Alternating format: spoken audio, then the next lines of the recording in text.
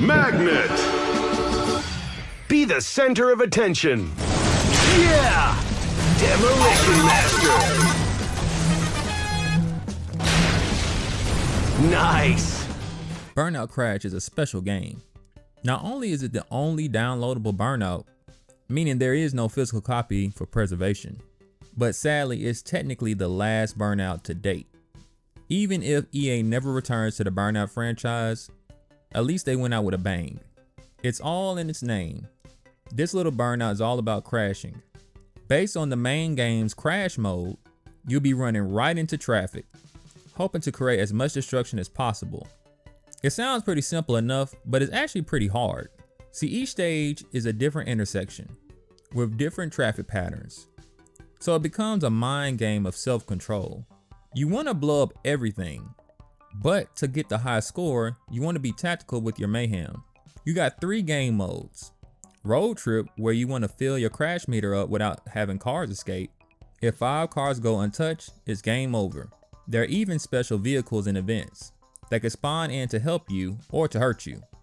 An ambulance can give you a special turn, cops can block traffic or come straight for you, or an ice cream truck can freeze everyone around you.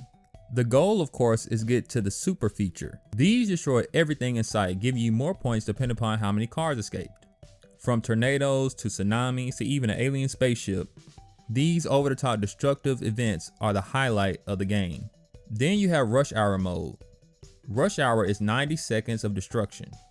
The main point here is to get as much destruction as you can before time is up. There is no penalty for cars escaping your destruction. There are these pizza trucks that can spawn in randomly, giving you a bonus. This to me probably is my favorite mode, as there really is no penalty and you can go all out with destruction. I actually use this mode sometimes to plot out my route for other modes. Now, pile up is kind of weird. It's all about setting things on fire, and there is a penalty for cars escaping in this mode. Basically, it's like Road Trip, except the crash meter determines only your destruction and how many things can be set on fire. So if cars escape, that means that you'll have low destruction and low fire damage. As long as things stay on fire and blow up, you can keep blowing up your car over and over again, essentially being able to go forever. There are multiple different vehicles, but each one has 2 main stats. Your power determines how far your crash meter will send other cars flying, while Aftertouch determines how easy it is to control your car after an explosion.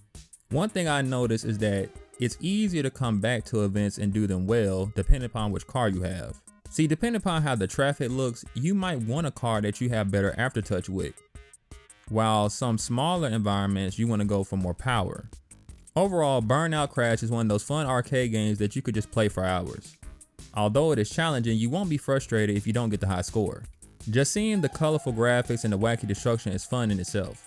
You may be wondering why this game isn't backwards compatible on Xbox One or even ported to modern consoles. This obviously would be perfect for the Nintendo Switch with its easy pick up and play gameplay. It's not even on PC, which means it's not even on Steam Deck. Well, if I had to guess why, it's probably because of the music. This game is full of licensed tracks, from Ice Ice Baby to Push It by Salt and Pepper, and the main track Crash by the Primitives. I would only imagine that having licensed music is expensive for any video game. But when your list of tracks is full of classics, well, that's probably cost an arm and a leg. Luckily, unlike EA's other digital-only titles, you can still buy this on Xbox Live Arcade. It's also still on PlayStation Network and iOS. Xbox Live Arcade sadly is shutting down next July, so I will hurry up and get this gem. Besides, the game is only $5, and that's a no-brainer in my book.